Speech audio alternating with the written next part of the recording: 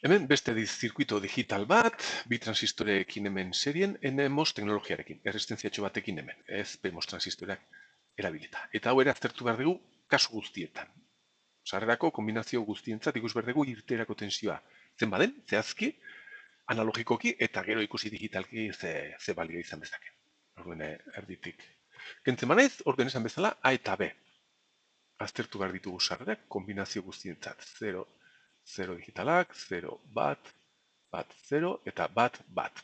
Hori tensio bezala, VA eta VB izan behar dira VA eta VB, elikadura baldin badira 5 voltio, hemen aztu zait jartzea 5 voltio, izan behar dira 0, 0 digitalak izan behar dira 0 voltio eta 0 voltio, 0 bat izan behar dira 0 voltio eta hemen 5 voltio jarrita, bat 0 izan behar da hemen 5 voltio eta hemen 0 voltio, eta biak bat izan behar dira, bietan 5 voltio jartzen baldin baditugu. Orduen, aztertu behar dugu irtera zenbateko balioa izan behar duen, eta digitalki ze esan nahi izan dezaken, orduen egia taula digitala edo logikoa eta analogikoa osoa hauxe izango zen. Ikusi izango zera iketa egiten duen. Ia, bi sarrerak baldin badira 0, 0, hemen 0 voltio. 0 voltio bi transistore hauek biak moztuta egon behar dira. Beraz, izan behar dugun zirkuito izan behar da erresistenzia hau hemen, eta hau hementxe irekita, eta hau ere bai hementxe irekita. Orduen hemen hau B delako 0 voltiotan, hau A delako G muturran 0 voltiotan, eta orduen hemen 5 voltio hauek ez daukate biderik lurrera joateko, intensitaterik ez da egon behar, orduen hemen VO edo C, zen bat izan behar dugu hemen 5 voltio.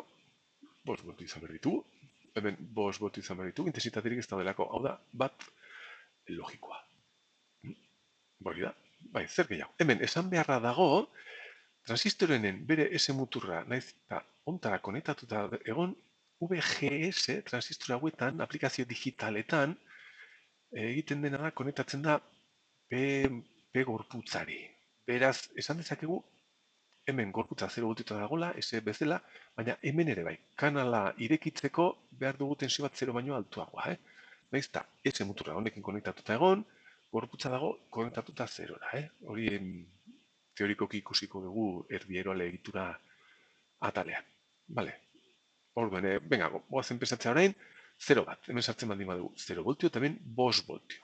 Orduan, egoera horretan izan behar dugu.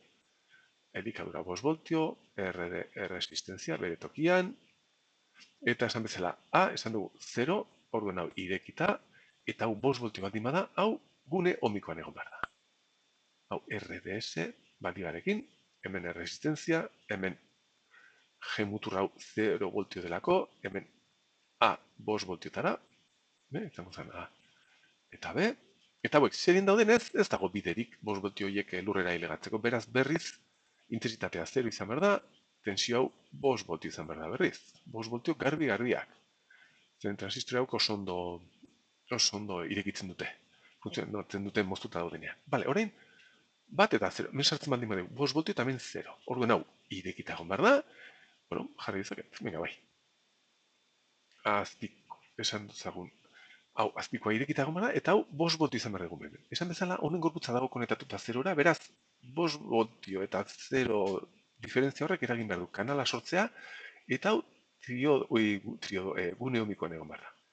Ja, hemen RDS, azpikoa irekita esan dugu, eta hemen lurra.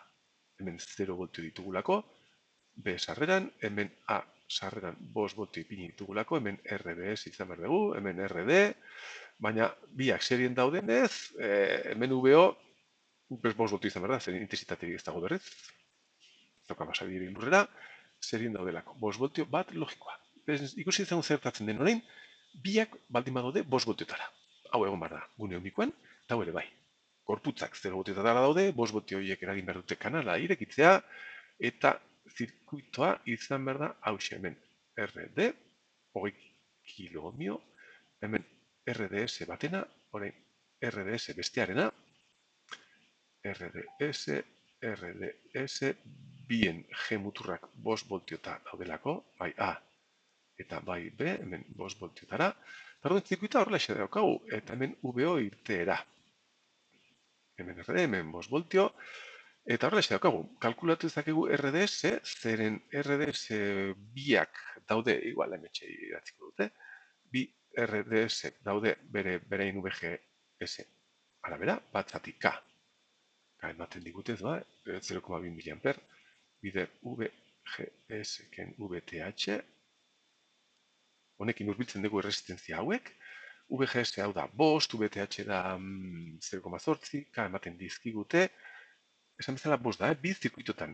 Zeren VGS aplikazio digitaletan ez da hartzen G eta S hauetan hemen baizik eta gorputza, bera, konektatzen da. Deskonektatzen da S-tik eta gorputza konektatzen da lurrera, beraz hau izango zen VGS hau ez da VGB, body ingelesez, Beraz hau izan behar da bost aplikazioetan, bi zirkuitotan, naiz hau hemen egon eta S hau 0 ez izan. Baina gorputza 0 denez, VGB horrelaxe da, hau da 0,zortzi, hau da 0,2, amar minus iru, orduen erresistentzia hau ateratzen da horreko ariketan bezala, 1180 ohmio. Bale, orduan aztertzen badegu orain zirkuitu hau, hemen izan behar dugu bi aldiz hau, eta VO izan behar da tensio zatitzaile horren irteera, hemen dezaket hemen, ja, pixkat eskuinerago, VO izan behar da, ja, tensio zatitzaile honetan, 5 voltio, bider azpiko erresistentzia, 1180 bider bi, serien daudelako, zati, 20.000, gehi bi aldiz, 1180. Eta hau, ateratzen da kalkulotan 0,6 voltio. Beraz, VO da 0,6 voltio, eta 0 bost artean, jode, hau dago 0tik gertuago bostetik, baina hau ulertzen da 0 logiko bat bezala. Nahizta 0,6 voltio izan, tensio analogikoa, eta hemen esan nahi logikoa daukagu.